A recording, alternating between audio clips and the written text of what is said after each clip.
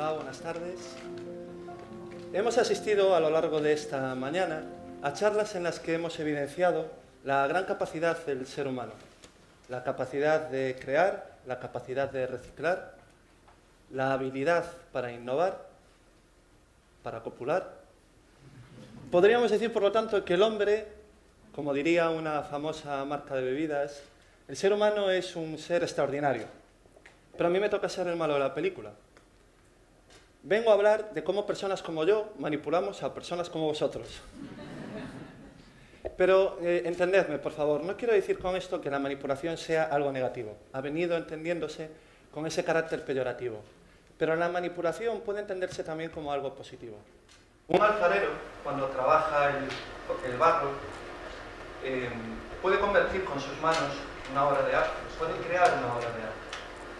Nosotros, a través de la comunicación, como seres humanos que somos, también podemos crear obras de arte y también darle un efecto o una consecuencia negativa. Por lo tanto, la manipulación puede ser positiva o negativa según el uso que se le dé y la finalidad que tenga dicha comunicación. En mi experiencia en el mundo del debate, en esta experiencia que he tenido compitiendo en torneos universitarios y luego asesorando a empresas y asesorando actualmente a políticos, ya sea en Galicia, en España, Bruselas o Latinoamérica, como acaba de comentar Marcos, una de las cosas que he observado es que el ser humano está diseñado evolutivamente para ser manipulado. Pensadlo bien, vivimos en sociedad, somos animales gregarios, necesitamos ser en cierto modo manipulados para que el rebaño vaya en una dirección. La cuestión es ¿en qué dirección debemos ir?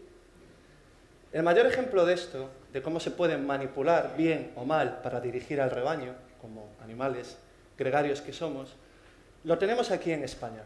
En los años 80, Felipe González llegó al poder, después de una campaña en la que su propio partido, el Partido Socialista, hizo propaganda, hizo campaña en contra de que España pasara a formar parte de esta organización militar. Los más mayores lo habréis presenciado, habréis sido testigos, los más jóvenes igual no. Este era el cartel que el Partido Socialista usaba en campaña, pero resulta que Felipe González alcanzó el poder y los grandes poderes, nunca mejor dicho, fácticos, le tiraron de la oreja y le dijeron: amigo, tú y tu país vais a pasar por el aro y tenéis que entrar en la OTAN. Las encuestas en aquel momento, las encuestas diarias, afirmaban que la sociedad española era contraria a entrar en esta organización. Lo tenía bastante complicado. Así que echaron mano de Jesús Ibáñez, un eminente sociólogo y además pionero a nivel mundial de lo que hoy denominamos focus group, grupos de discusión.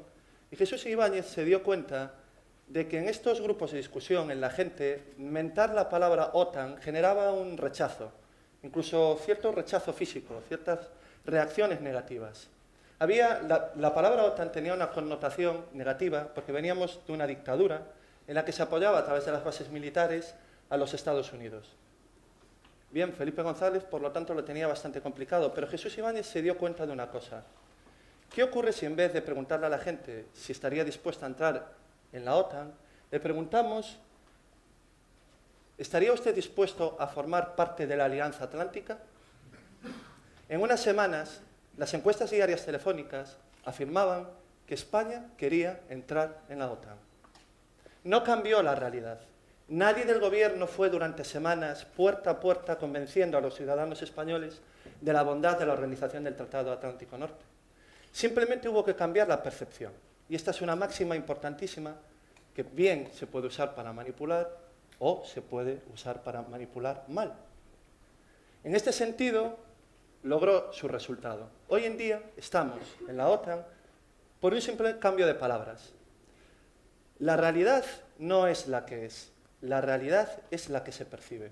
Y si no podemos cambiar la realidad, podemos cambiar en la gente la percepción sobre la misma.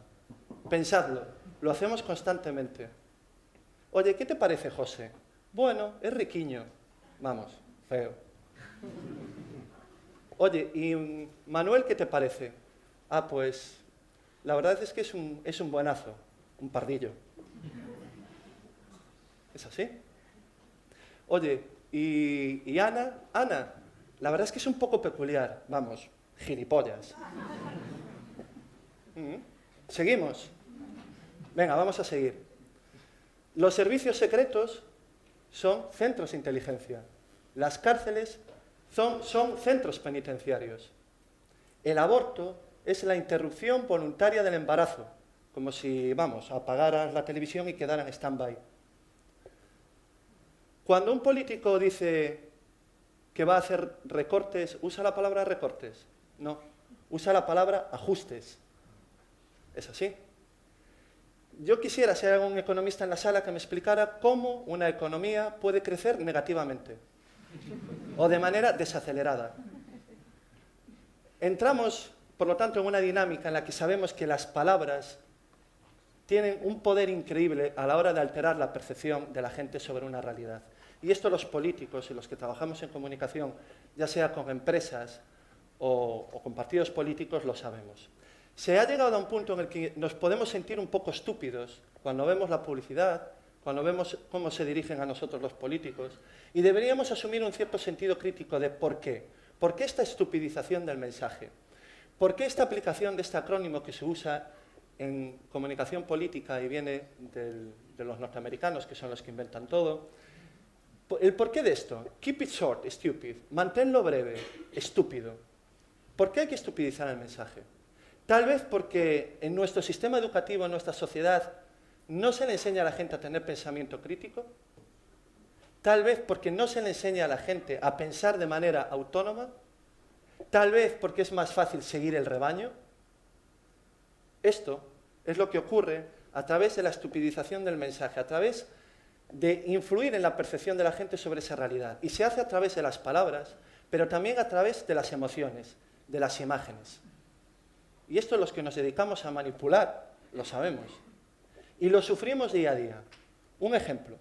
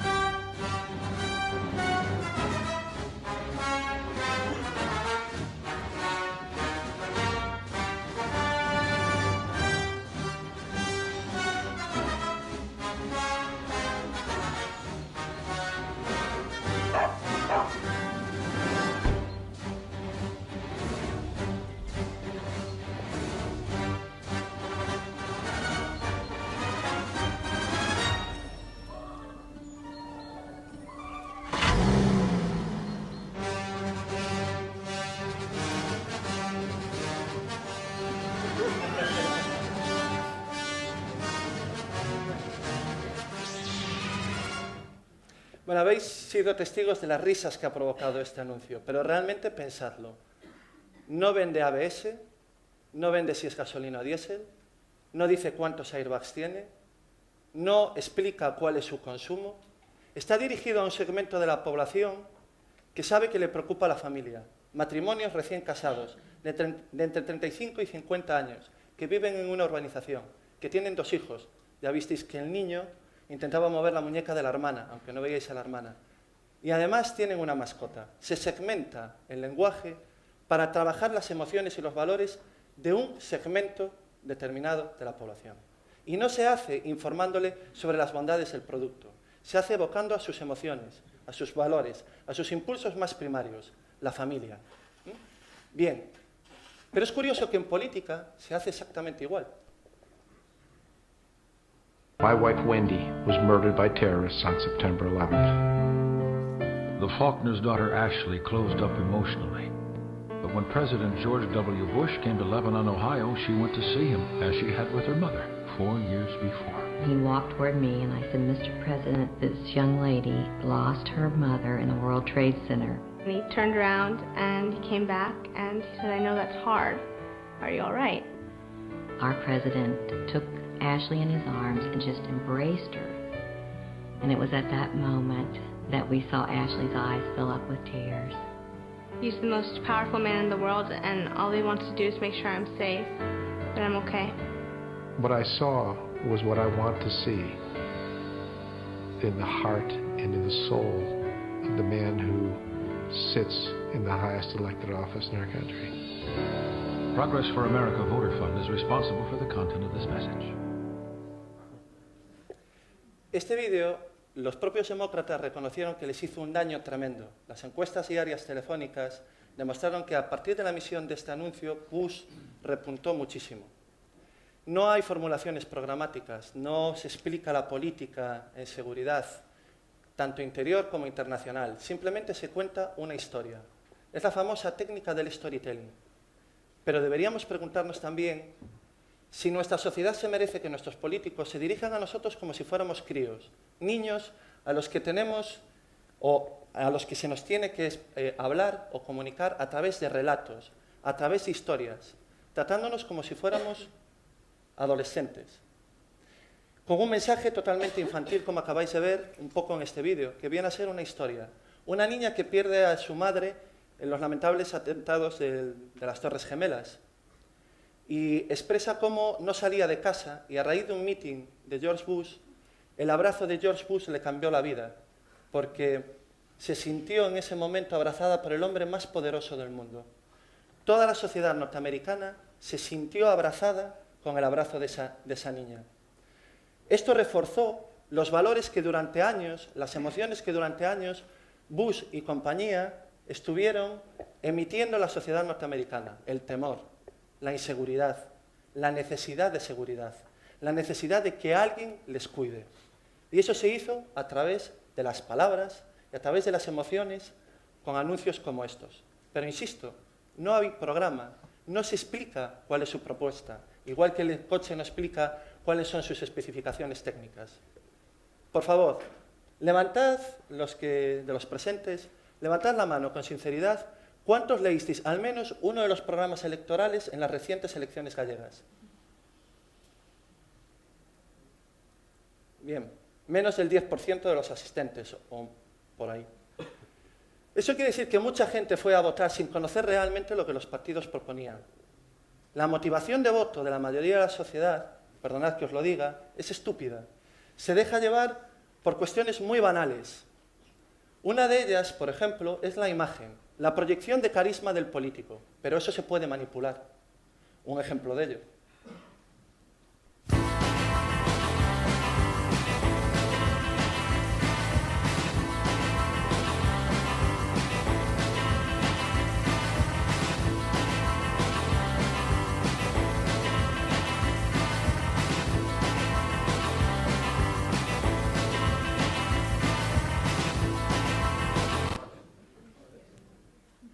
Esta es una superposición de fotos de la recepción que Obama hizo hace medio año de los embajadores en Washington.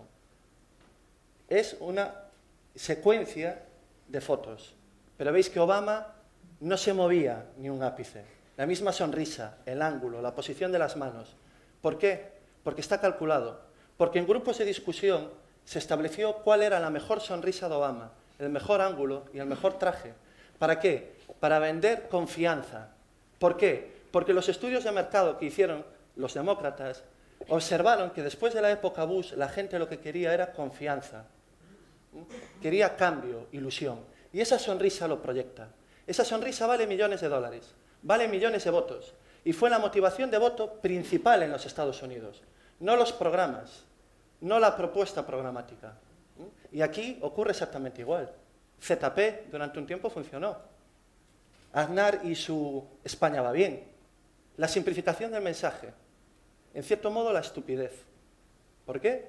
Porque es eso lo que asimilamos. Es eso con lo que nos quedamos.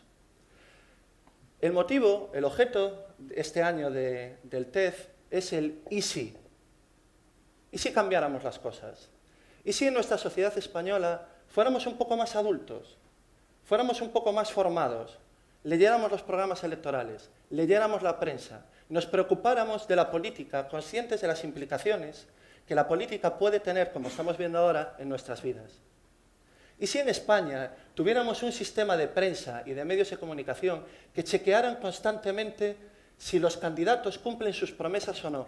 Si los datos que se dan en un debate electoral son verídicos o no. No, no tenemos eso aquí. Preguntémonos, ¿por qué? Con lo fácil que es. ¿Por qué no interesa arrojar un poco de luz, de verdad, informar a la gente? ¿Interesa realmente tenerla anestesiada, ignorante de la realidad?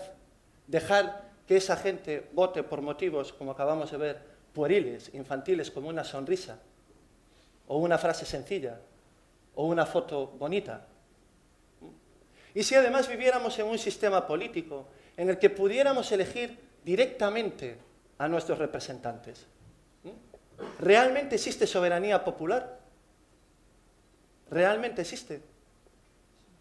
Nosotros votamos a los partidos políticos, pero los partidos políticos deciden quiénes van a ser nuestros representantes. Y ese representante le debe el estar sentado en un escaño al partido político, no a quien le votó. Por lo tanto, la soberanía, la representación del pueblo en una Cámara de representación popular no existe de modo directo, existe de modo indirecto a través de los partidos. Bien, ¿por qué no podemos hacer como en Latinoamérica, como he observado, o como hacen en las primarias norteamericanas? ¿Por qué no podemos elegir directamente a nuestros representantes? De tal manera que ese representante esté obligado a rendir cuentas ante la circunscripción territorial que le votó. ¿Es tan difícil? Hay miles de personas saliendo a la calle reclamando esto. ¿Por qué los políticos no quieren hacerlo? ¿Porque no interesa? Doy clase en un máster de comunicación política y a mis alumnos siempre les digo lo mismo. Un partido político es como un gran hermano. En cuanto una persona empieza a destacar, los mediocres se ponen de acuerdo y se lo cargan. Es como en el primer episodio de Gran Hermano. Es así. El que destaca, el que despunta, el que parece que promete, se va fuera. Y los partidos políticos, en ciertos modos, ocurre así. Pongámoslo difícil. Provoquemos esa selección natural que comentaba antes, por ejemplo, Marta Falcón. La teoría de Darwin.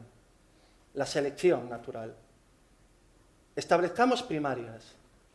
Dinámicas internas dentro de los partidos de tal manera que el candidato que al final se erija como representante de su partido sea el más válido, el que más guste, el que mejor proyecte su comunicación a la sociedad. Pero una sociedad informada, una sociedad instruida. Y esto es lo que os pido. Tal vez, a partir de esta charla, ningún partido político me vaya a contratar. Es probable. Pero pensadlo. Tenemos esa capacidad. Es como ese alfarero que puede convertir el barro en una obra de arte. Nosotros, a través de la palabra y de la materia gris, podemos convertir nuestra sociedad en una obra de arte. Que el rebaño, que la manada, vaya a un fin que beneficie a todos, a un objetivo común, no un objetivo oscurantista que podemos ignorar. Muchas gracias.